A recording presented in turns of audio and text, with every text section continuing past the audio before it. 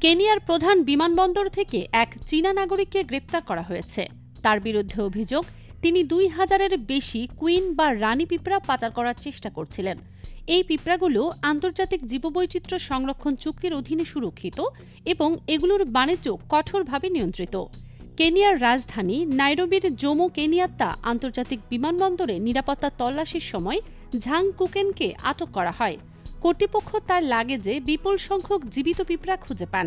সেটি চীনে নিয়ে যাওয়া হচ্ছিল। অভিযুক্ত ব্যক্তি এখনও অভিযোগের জবাব দেননি। তবে তদন্তকারীরা আদালতে বলেছেন, তিনি গত বছর কেনিয়ায় ভেঙে পড়া একটি পিঁপড়া পাচার চক্রের সঙ্গে জড়িত ছিলেন। গত বছর Kenya wild life service Europe এবং এশিয়ায় এই গার্ডেন পিঁপড়ার ক্রমবর্ধমান চাহিদা সম্পর্কে সতর্ক করেছিল। এর বৈজ্ঞানিক নাম মেসর সেফালোটস। সংগ্রাহকরা একে তাদের পোষা প্রাণী হিসেবে রাখেন।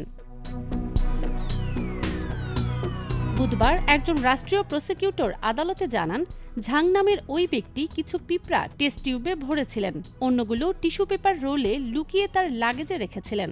প্রসিকিউটর অ্যালেন মুলামা আদালতকে বলেন, তার ব্যক্তিগত লাগেজের মধ্যে বিশেষায়িত টেস্ট টিউবে প্যাক করা ১,৯৪৮টি পিঁপড়া পাওয়া গেছে।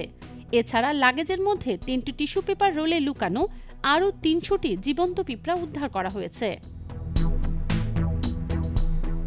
কেনিয়া ওয়াইল্ড লাইফ সার্ভিসের একজন ঊর্ধ্বতন কর্মকর্তা ডানকান জুমা জানান, তদন্ত কেনিয়ার অন্যান্য শহরেও চলছে। সেখানে পিঁপড়া সংগ্রহ করা হচ্ছে বলে সন্দেহ করা হচ্ছে।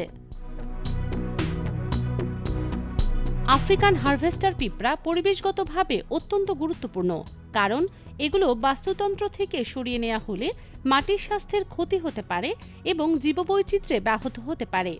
ধারণা করা হচ্ছে, এসব পিঁপড়া ইউরোপ ও এশিয়ার পোষ্য প্রাণীর বাজারে বিক্রির জন্য পাচার করা হচ্ছিল। IBTV USA, new York.